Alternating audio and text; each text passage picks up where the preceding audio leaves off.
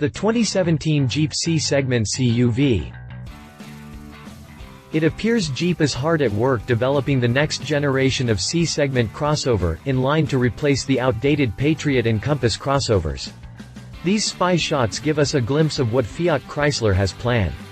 Though details are scarce, the vehicle should be far more advanced than either the Patriot or the Compass, and include a new powertrain, lighter materials, and a much more impressive interior. There's also no word on what FCA will call this vehicle. It could inherit either the Patriot or Compass name, or it could get an entirely different nomenclature altogether. We're hoping for the latter. This new crossover will help streamline Jeep's lineup by eliminating redundancy and injecting more life into the brand with a fresh face. Jeep has already scored a major hit with the B-segment Renegade and is without a doubt looking for a similar follow-up. Speaking of the Renegade, the new C-segment Jeep will likely be riding on a stretched and widened version of the Renegade's platform, also shared with the Fiat 500X.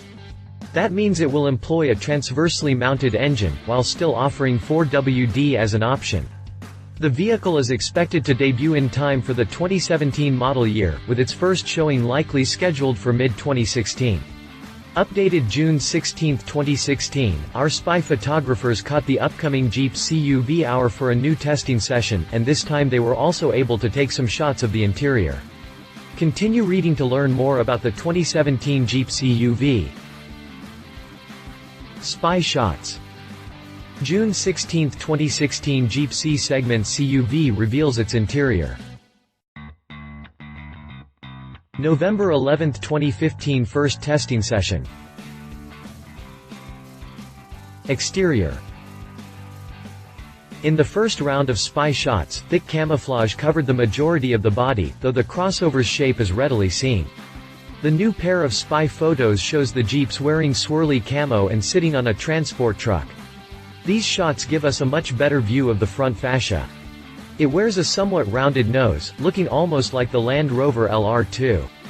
Its lower front fascia, however, sports a large opening with a low-hanging air dam. Turn signals can be spotted on the bumper corners.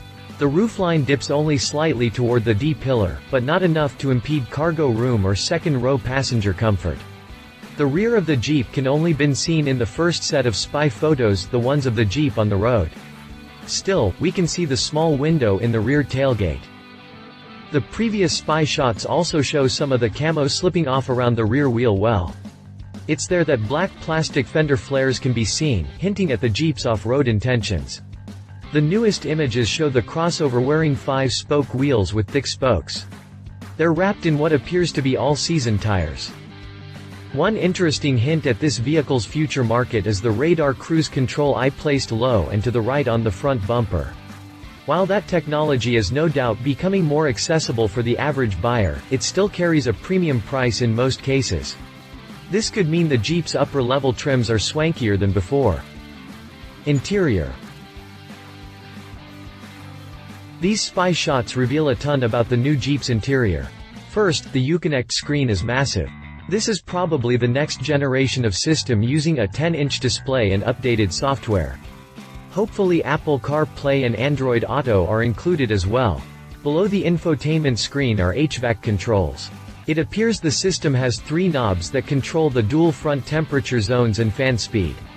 Buttons for defrost and vent position are scattered around the fan speed knob. A familiar gearshift knob protrudes from a console that looks borrowed from the Renegade and Cherokee. The center console also tells a story. We can plainly see a 12-volt power outlet, along with a single USB port and an aux input jack. Hey FCA, if you're reading this, add more USB ports. There's also a large cubbyhole positioned further rearward. A familiar gearshift knob protrudes from a console that looks borrowed from the Renegade and Cherokee. The steering wheel also provides clues. It's a 3-spoke unit that looks to be similar to the one currently used in the Jeep Cherokee. It carries all the modern steering wheel buttons that control many of the vehicle's systems. A push-to-start button is seen recessed into the steering column. Perhaps lower-trimmed models will make do with a traditional key, while more premium trims will offer the push-button feature. Lastly, we can see a large chrome accent trim within the gauge cluster. Its rounded shape strongly points to conventional analog gauges, at least for the outboard speedometer and tachometer. We still suspect the Jeep to have a large driver information display embedded in the gauge cluster pack. Drivetrain. Rumors swirling about suggest that the new Jeep crossover will come with FCA's newest powertrain, the 2.0-liter, turbocharged four-cylinder known as the Hurricane. Output specifics and fuel economy estimates are still undisclosed, but the engine is likely to produce somewhere between 160 and 184 horsepower and 148 and 171 pound-feet of torque, falling between the current 2.0-liter and 2.4-liter Tigershark engines. It's a sure bet FCA will back the engine with its 9-speed automatic transmission. Behind that, the Jeep will surely come with an optional 4WD system that powers the rear axle over rough or slippery terrain. The list of current 4WD systems include the Active Drive and Active Drive Low systems from the Renegade, along with the Active Drive I and Active Drive 2 found in the Cherokee. It will depend on a number of variables as to which 4WD system the new crossover receives. Jeep could even be developing a new drive system not found in its current lineup. Prices. Though pricing information is far from being published, Jeep will likely charge somewhere between $18,000 and $22,000 for this new crossover. The Renegade is currently priced at $17,990 while the Cherokee starts at $23,395. Competition, Subaru 15 Crosstrek. It might be an odd comparison, but the 15 Crosstrek offers a competent all-weather wheeler dressed as a 5-door hatchback. Sure, it doesn't have that SUV clout, but it does have respectable driving characteristics and offers impressive fuel economy. Under the hood is Subaru's 2.0-liter flat 4 that produces 148 horsepower. It comes mated to your choice of a 5-speed manual or CVT transmission and AWD as standard. Prices start at $22,445 and increase with options. Read our full review on the Subaru 15 Crosstrek here. Honda HR-V. The HR-V is Honda's newest competitor in the crossover game, slotting below the CR-V in terms of size and pricing.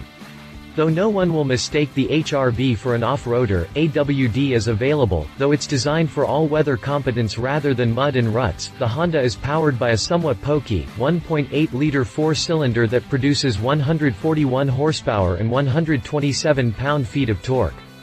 A CVT handles gear changes, and FWD comes standard. Prices for the HR-V start at $20,015 and increase with options, especially AWD. Read more about the Honda HR-V here. Conclusion: it will be interesting to see what Jeep has planned with this new crossover. It hints of an upmarket feel with its radar cruise control, yet logically should be slotted below the current Cherokee. Can Jeep make a premium compact crossover? Only time will tell. We're expecting this Jeep to make its debut in mid-2016.